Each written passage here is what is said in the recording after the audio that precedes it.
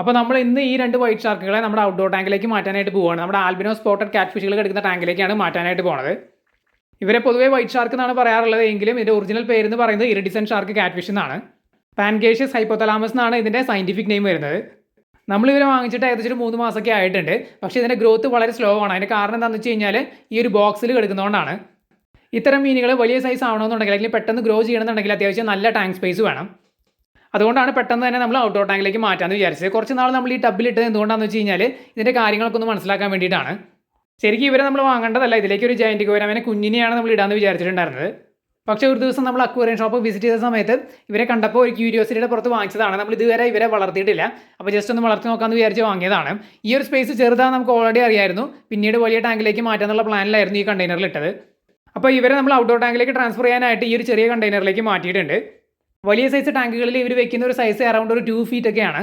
അപ്പോൾ നാച്ചുറൽ ഹാബിറ്റേറ്റുകളിലൊക്കെ ആണെന്നുണ്ടെങ്കിൽ ഇവർ 3 ഫീറ്റ് വരെയൊക്കെ വലുതാവുന്ന മീനുകളാണ്. അത്യാവശ്യം വലുപ്പമുള്ള ടാങ്കുകളിൽ നമ്മൾ എണ്ണം കുറച്ചിടുകയാണെന്നുണ്ടെങ്കിൽ ഇവരുടെ മാക്സിമം സൈസിലേക്ക് എത്തിക്കാനായിട്ട് പറ്റും.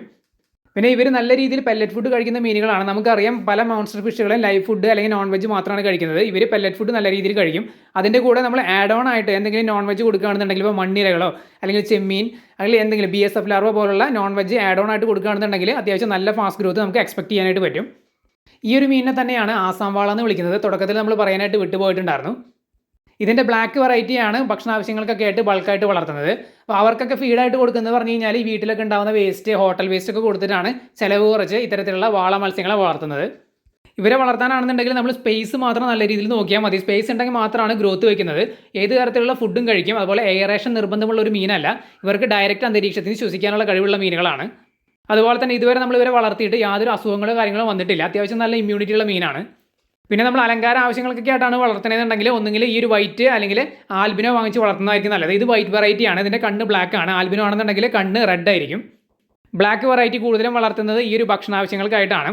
അതിനെ വളർത്തുന്നതുകൊണ്ട് കുഴപ്പമൊന്നുമില്ല. പക്ഷേ വൈറ്റ് അല്ലെങ്കിൽ ആൽബിനോ ആയിരിക്കും കൂടുതൽ നല്ലത്. അപ്പോൾ എന്തായാലും നമ്മൾ ഇവരെ ഇതിലേക്ക് ഇറക്കി വിട്ടിട്ടുണ്ട്. ഇതിൽ വേറെ മീനുകളും കിടക്കുന്നുണ്ട്. നമ്മുടെ ആൽബിനോ കാറ്റ് ഫിഷുകൾ, സ്പോട്ടഡ് കാറ്റ് ഫിഷുകൾ, അതുപോലെ ആൽബിനോ സക്കർ കാറ്റ് ഫിഷുകളൊക്കെ കിടക്കുന്നുണ്ട്. ചെറിയൊരു പ്രശ്നം നമുക്കുള്ളത് എന്താണെന്ന് വെച്ച് കഴിഞ്ഞാൽ ഇതിൽ എടുക്കുന്ന ആൽബിനോ കാറ്റ് ഫിഷും സ്പോട്ടഡ് കാറ്റ് ഫിഷും കുറച്ച് സൈസ് ഉള്ളതാണ്. അത് ഇവരെ അറ്റാക്ക് ചെയ്യുമോ എന്നുള്ളൊരു ഡൗട്ട് നമുക്കുണ്ട്. അവരുടെ സൈസ് വലുതാണ് എന്നുള്ളത് മാത്രമല്ല അവർ നല്ല പ്രിഡേറ്ററി സ്വഭാവമുള്ള മീനുകളാണ് ഈ മുഷികൾ. നൊക്ടേണലാണ്, രാത്രിയാണ് ഇവർ കൂടുതലും അറ്റാക്കും കാര്യങ്ങളൊക്കെ ചെയ്യുന്നത്. അപ്പോൾ ഏതെങ്കിലും രീതിയിൽ ഈ മുഷികൾ ഇവർക്ക് പണി കൊടുക്കുമെന്നുള്ള കാര്യം നമുക്കറിയില്ല. എന്തായാലും ഇവരുടെ അപ്ഡേറ്റും കാര്യങ്ങളൊക്കെ നമ്മൾ വരും വീഡിയോകളിലൊക്കെ ആയിട്ട് അറിയിക്കാം.